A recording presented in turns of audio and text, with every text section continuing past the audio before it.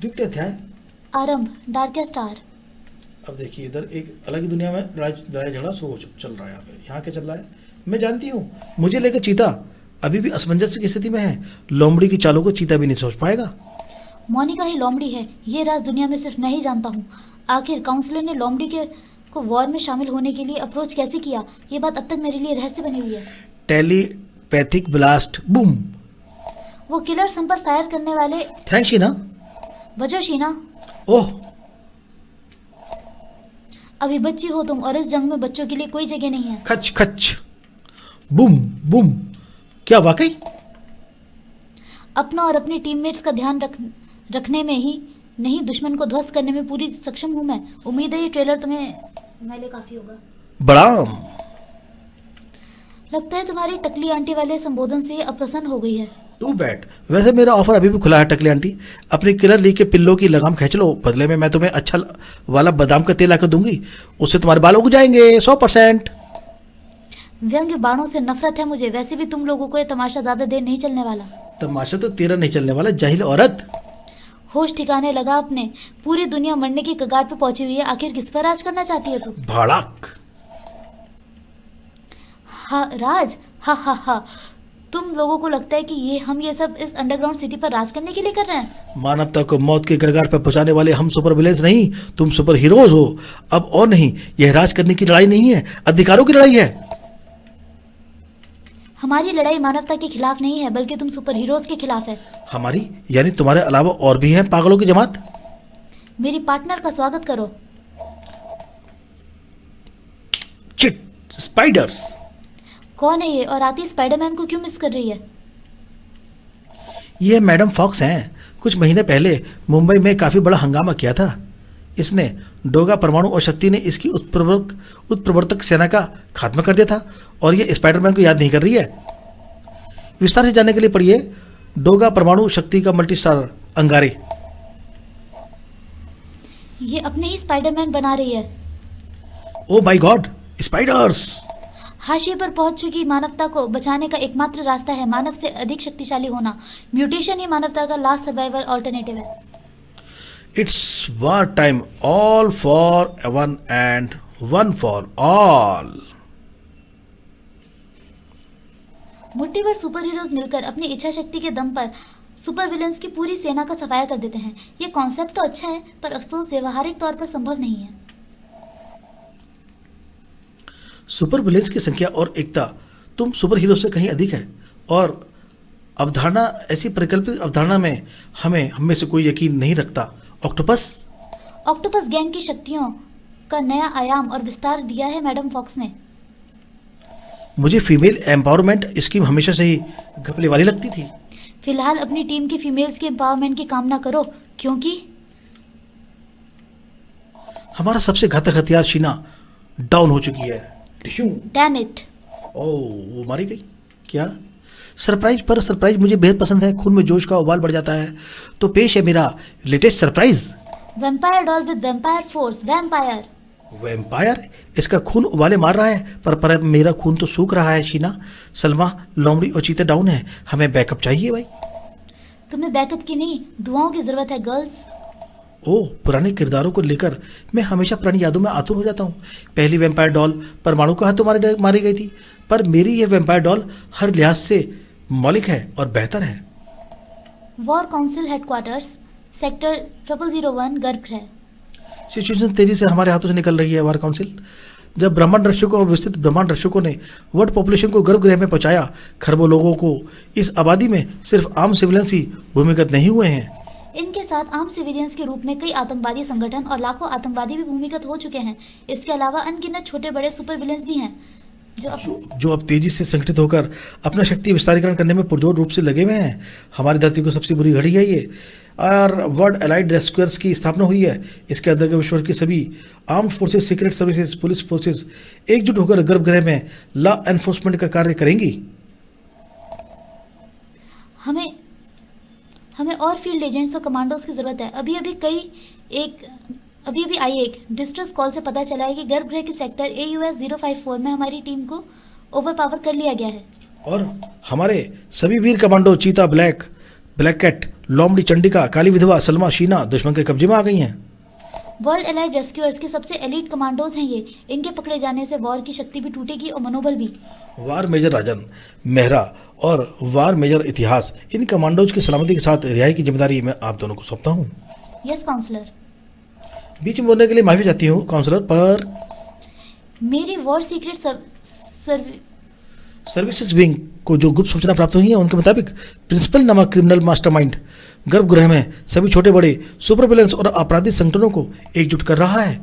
Sector AUS 054 की वार team को बंधक बनाने के लिए प्रिंसिपल ने ही मैडम सुप्रिया की किलर लीग, ऑक्टोपस गैंग और वैम्पायर डॉल की वैम्पायर फोर्स को एकजुट कर लिया है। वॉर के आर्म फोर्सेस गर्भगृह की विषमताओं से जूझ रही वर्ल्ड पॉपुलेशन को संभालने में ही जुटी हुई हैं। लोग पैनिक की स्थिति में हैं, पागलपन की हद तक डरे हुए, अपने डर में दूसरों की मौत के घाट उतारने को आतुर। गर्भगृह का वातावरण लाख बातों को अनुलित सही, पर लोगों के नर्वस सिस्टम इसे अडॉप्ट नहीं कर पा रहे। नतीजतन बीमारों की संख्या प्रति घंटा के हिसाब से हजारों में बढ़ रही है। उन्हें मेडिकल फैसिलिटीज समय पर उपलब्ध कराने में विश्व भर के मेडिकल प्रोफेशनल्स हमारी वॉर केयर सर्विसेज में जुटे हैं। अब इन बीमारों को पहुंचाने और उनकी सुरक्षा की जिम्मेदारी भी वार आर्म्ड फोर्सेस की ही है। इसके अलावा विश्व की विभिन्न जातियां गर्भगृह के माहौल में एक दूसरे के साथ तालमेल और सामंजस्य नहीं बैठा पा रही हैं, जिनके कारण गर्भगृह में सिविल वॉर का खतरा बना हुआ है, जिसे निपटने में वॉर आर्म फोर्सेस दिन रात लगी हुई हैं। ऐसे में हमारे पास पर्याप्त फोर्सेस नहीं है कि हम किलर लीग, वैम्पायर फोर्स और ऑक्टोपस गैंग के कंबाइंड फोर्सेस का सामना करें। अगर अपने आर्म्ड फोर्सेस को युद्ध में लगाया तो गर्भगृह में प्रलय आ जाएगी, करोड़ों लोग मारे जाएंगे। मैं मैडम एक्स के तर्क से सहमत हूँ काउंसलर, इसलिए मैंने कहा था कि हमें अपनी सैन्य क्षमता बढ़ानी पड़ेगी। पर ऐसा संभव कैसे है? लाखों की संख्या वाली वार आर्म फोर्सेस भी गिनती के कमांडर्स के नेतृत्व और निर्देशों पर कार्य कर रही है। आखिर कहाँ से लाएं हम और सुपर हीरो? कैसे करेंगे वार की शक्ति का विस्तार? अगर हम और सुपर हीरोज नहीं ला सकते तो हमें सुपर विलेंस को तोड़ना होगा, उन्हें अपने साथ मिलाना होगा। मैं मेजर मेहरा से सहमत हूँ। सतह पर इसरिक से आई रिपोर्ट के अनुसार Miss Killer, Grand Master Robo, Wonder Woman, CNN और नगीना जैसे बड़े सुपर विलेंस पहले ही हमारी तरफ आ गए हैं और हमारे को सिचुएशन कंट्रोल करने में मदद करते हैं।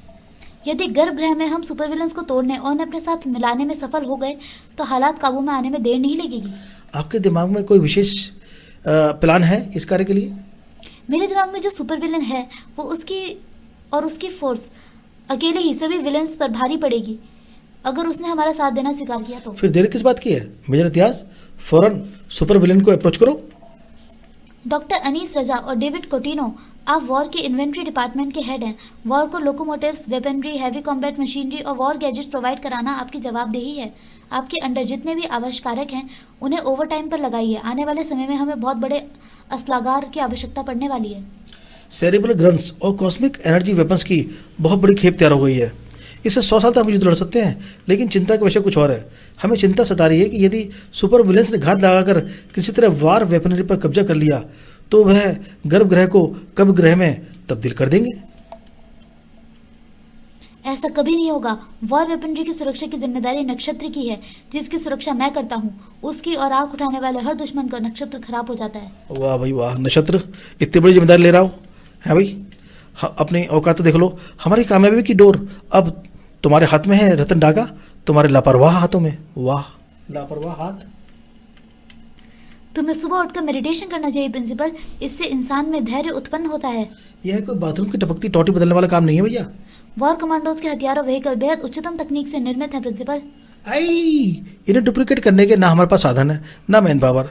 अलबत्ता पूर्व निर्मित इन्वेंट्री पर हमारा कब्जा हो जाए तो मैं हथियारों व मशीनों को आवश्यकता के अनुरूप रीसेट कर सकता हूँ। जब मुर्गी पहले ही अंडे दे चुकी है तो हम चिंता क्यों करें? हमें तो सिर्फ ऑमलेट बनाने के लिए खानसामों का इंतजाम करना है। इन कमांडो से खेलना बंद कर। डर मास्टर, जितना तू इन्हें डरा चुका है उससे अच्छा तो तू हम उनकी जान ले लेता। जान लेने में वो सुकून कहाँ है प्रिंसिपल जो किसी को डरा डरा कर चीखों का मजा लेने में है। कुछ मेरे लिए भी छोड़ दो, इनसे पहले बुझानी है मुझे। आई आई कमर कस लो मिस्टर रसायन, डर मास्टर, बूझ पहेली और प्रोफेसर एनवायरो। तुम सबको अपना हुनर दिखाने का भरपूर मौका मिलने वाला है। पर इनसे पहले किसी और ने अपना हुनर का जौहर दिखाना शुरू कर दिया है। किसकी बात कर रहे हो हादसा? विदूषक, जिसने संसार भर के सभी खूंखार व दुर्दांत पागलों को इकट्ठा करके अपनी सेना तैयार कर ली है, जिसे वह कहता है विभत्स रस। विभत्स रस, ओ देखो भाई, ये है विदूषक, लेके आ गया अपनी सेना को। विभत्स रस सेना के विदूषक ने वार इन्फेंट्री पर हमला कर दिया है। कुछ ही देर में वार इन्फेंट्री पर विदूषक और विभत्स रस सेना का कब्जा होगा। आगे बढ़ो मेरे हंसमुख साथियों, मानवता को बर्बाद करने वाले खिलौनों से खेलने का अधिकार सबसे पहले हम नन्हे मुन्नों का है। आखिर खेल धमाकेदार तो तभी होगा जब उसमें विभत्स रस होगा। तूने यहाँ कदम रखकर गलती कर दी विदूषक। अब पागल खाने का तेरा सफर कई महीने लंबा होने वाला है, क्योंकि मैं तेरा वो हाल करूंगा कि हॉस्पिटल बेड से उठने में तुझे कम से कम 6 महीने लगेंगे। ये बोला नक्षत्र। नक्षत्र कह रहा था मैं बचाऊंगा सब कुछ। ये रक्षक पे हमला हो गया भाई विदूषक का। आप देखो क्या होता है। नक्षत्र कुछ कर पाएगा, ये बोल ही रहा था बस। तृतीय अध्याय आरंभ। देवगुरु कृता। यहाँ पे है तिरंगा और शकराल। इस स्थान पर समय का कोई आभास नहीं है। ऐसा लगता है जैसे समय स्थिर है। गुरु द्रोणाचार्य और परशुराम की शक्तियों से परिपूर्ण न जाने हम कितनी समयावधि से द्वंद्व कर रहे हैं, किंतु परिणाम तो शून्य निकल रहा है। दोनों शक्तियां एक दूसरे की बराबरी पर हैं। मुझे लगता है इस तरह से कोई भी परिणाम निकलेगा। किस सोच में पड़ गए तिरंगा? कहीं तुम्हें ये एहसास तो नहीं होने लगा कि गुरु परशुराम का चयन कर तुमने गलती कर दी? मैं तो सिर्फ ये सोच रहा था शुक्राल कि इस स्पर्धा में परास्त होने के बाद तुम्हें मात्र एक पराजय का सामना और करना पड़ेगा। कौन पराजय का मुख देखेगा, इसका निर्धारण तो स्पर्धा समाप्ति पर ही होगा। इस प्रकार इस स्पर्धा का कोई परिणाम नहीं निकलने वाला भाई शुक्राल। तो क्या करें? इस समय विहीन स्थान पर हम यूं ही द्वंद्व करते रह जाएंगे। परिणाम सिफर ही निकलेगा। हमें स्पर्धा व द्वंद्व का स्वरूप बदलना होगा। युगम के अनुसार हमें इन महागुरुओं की शक्ति धारण कर इनकी शक्तियों का परीक्षण द्वंद्व रूप में करना था। हम वही तो कर रहे हैं। अरे यार, हम तो अशस्त्र प्रयोग कर रहे हैं। शेष गुरुओं की शक्ति ऊर्जा का तो नहीं कर रहे। देखिए, कदाचित तुम्हारा कथन सत्य है तिरंगा। शेष गुरुओं की वास्तविक शक्ति तो उनकी देव ऊर्जा, उनकी मानसिक शक्ति है। हमें उन गुरुओं की शक्ति से नहीं, शारीरिक शक्ति नहीं, मानसिक द्वंद्व करना है हमें। हम तो सिर्फ माध्यम होंगे। वास्तविक द्वंद्व श्रेष्ठ गुरुओं की मानसिक ऊर्जा में होगा। युगम धरती से तिरंगा ने तर्क शक्ति का अद्भुत प्रदर्शन किया है। दोनों शेष गुरुओं की मानसिक शक्तियां एक दूसरे को तोड़ने के लिए तैयार हैं। अब किसी भी क्षण वो पल आता है जिसकी मुझे प्रतीक्षा है। देखिए, दोनों ध्यान लगा के बैठ गए, तिरंगा और शकराल। शक, और एकदम से परशुराम और द्रोणाचार्य की मानसिक शक्तियां हैं वो प्रकट हो गई। शक, जूम, दोनों आ गए। उनका द्वंद्व शुरू हो गया। और ये इस द्वंद्व को कौन देख रहा है? काल्की, जो नन्हा बच्चा पैदा हुआ है अभी। अद्भुत। ऐसे द्वंद्व की तो किसी ने कल्पना भी नहीं की होगी। दोनों श्रेष्ठ गुरुओं की मानसिक ऊर्जा एक दूसरे से टकराने ही वाली है। ये क्या हो रहा है? ये क्या हो रहा है? गुरु द्रोण की मानसिक ऊर्जा कहाँ खींच रही है? देखिए, शकराल देख रहा है कि उनकी तो ऊर्जा ही चली गई। Abandoned and somewhere on earth present time। मैं कहाँ खींचा जा रहा हूँ? ये मोह मुझे धरती की से विमुख नहीं होने दे रहा। आखिर कौन सा मोह है जो मुझे पुनः धरती को खींच रहा है? अश्वत्थामा, मेरे पुत्र। ओह, एक बहुत ही वृद्ध, एक साधु जैसे एक आदमी के पास पहुंचे हैं द्रोणाचार्य की आत्मा। अश्वत्थामा मेरे पुत्र, पिताश्री। अपने अयोग्य कपूत कलंकित पुत्र का प्रणाम स्वीकार करें पिताश्री। मेरे पास समय कम है पुत्र। तेरे मोह पाश में बंद कर मैं धरती पर खिंचा चला आया, परंतु ऐसा करके मैंने गुरुकृता आयाम के नियमों को भंग किया है। मैं वासुदेव के दिए हुए तेरे अनंत जीवन श्राप को तो नहीं बदल सकता, परंतु तेरी लोप हो चुकी शक्तियां तुझे लौटा सकता हूँ। परंतु तुझे वचन देना होगा तो अपने पापों का प्रायश्चित करेगा और अब धर्म के लड़ेगा। मैं वचन देता हूँ पिताश्री, मैं वचन देता हूँ।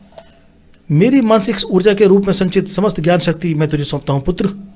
हाँ, इतने तीव्र और असीमित ऊर्जा का आभास मुझे जीवन में पहले कभी नहीं हुआ। और ये जो बूढ़ा सा दिख रहा था अश्वत्थामा, वो तो जवान हो गया भाई। वो खतरनाक सा बन गया। मेरा दायित्व समाप्त हुआ पुत्र। अब मुझे पुनः गुरुकृता आयाम लौटना होगा। और द्रोणाचार्य तो वापस चल दिए भाई, निकल लिए। आहा, ऊर्जा, विशुद्ध ऊर्जा। आखिर कहां से शरण हो रहा है ऐसी विशुद्ध ऊर्जा का? गुरु द्रोणाचार्य, मैं पहचानने में भूल नहीं कर सकता। ये तो गुरु द्रोणाचार्य है। गुरु द्रोण का मानस रूप धरती पर क्यों आया? किसी भी कारण अवश आया हो, परंतु मेरा तो भला कर गया। मैं अपनी संपूर्ण इच्छा शक्ति लगाकर भी ना तो स्वर्ग की ओर जा पा रहा था, ना पृथ्वी पर। पिछली बार उस धूर्त सीतरू ने मुझसे छल कर दिया था, अन्यथा इच्छाधारी नागों की शक्ति का स्वामी मैं होता मैं। परंतु इस बार मुझे किसी की आवश्यकता नहीं है। गुरु द्रोण की मानस ऊर्जा शक्ति के बल पर मैं आराम से पृथ्वी पर उतर सकता हूँ। गुरु द्रोणाचार्य की ऊर्जा शक्ति पुनः अपने शिला स्तंभ में समा रही है। इसका तात्पर्य यह हुआ कि तिरंगा ने दूसरी स्पर्धा भी जीत ली। कालकिन के लिए सर्वश्रेष्ठ गुरु परशुराम ही हैं। पर गुरु द्रोणाचार्य की मानसिक ऊर्जा अचानक कहाँ खिंच गई थी? धरती पर अपने पुत्र अश्वत्थामा के पास, जिसे श्री कृष्ण ने छलपूर्वक पांडव युद्ध पुत्रों को वध करने के कारण अमरत्व का श्राप दिया था कि भाई तू अमर हो जा, तूने ऐसा पाप किया तो अब तू जिंदा ही रह जिंदगी भर। परंतु श्रेष्ठ होने के पश्चात भी गुरु द्रोणाचार्य अपनी भावनाओं और पुत्र मोह का परित्याग नहीं कर पाए, इसलिए वे कालकिन के गुरु बनने के लिए उपयुक्त नहीं है। यह दायित्व परशुराम ही उठाएंगे। परंतु तिरंगा को ये कैसे ज्ञात हो कि गुरु द्रोण अभी भी पुत्र मोह में बंधे हुए हैं? मुझे यह नहीं मालूम था भाई। मैंने तो शेष गुरु परशुराम का चयन इसलिए किया क्योंकि धर्म के मार्ग पर चलने की सही शिक्षा वही दे सकते थे। जबकि श्रेष्ठ गुरु होते हुए भी गुरु द्रोणाचार्य ने महाभारत युद्ध में अधर्म का साथ दिया था। बस यही मेन रीजन था। यदि आपके स्थान पर तिरंगा ने गुरु द्रोणाचार्य का चयन किया होता तो पराजय इनकी झोली में जा गिरती, क्योंकि गुरु द्रोण ने जो है पुत्र मोह में बंधकर धरती पर खींचे जाने और अपने उनसे मोह रखना, ये तो विधि का विधान ही था भैया। अब समय आ चुका है शिशु कालकिन को उसे श्रेष्ठ गुरु के हाथों सौंपने का। तो ये परशुराम जी को कालकिन सौंप दिया गया। गुरु परशुराम का मानस स्वरूप शिशु कालकिन को इस हेतु तैयार करेगा जिसके लिए उसका जन्म हुआ है। कृतयुग स्थापना और कालकिन के पुनरागमन में अभी समय शेष है। इससे पूर्व आपको अपनी तीसरी स्पर्धा भी आरंभ करनी होगी। यह मिथ्याकार है, कली के कृत्रिम संसार का रचयिता। माया के मायाजाल में फंसे हुए मनुष्य मिथ्याकार द्वारा रचित कृत्रिम संसार यानी वर्चुअल वर्ल्ड में हमेशा के लिए भटकते रह जाते हैं। यह है मिथिका। आज तक मिथिका के कृत्रिम संसार को कोई नहीं तोड़ पाया। मिथिका को तोड़ना ही आपकी अगली स्पर्धा है। किंतु ध्यान रहे, तृतीय अध्याय समाप्त।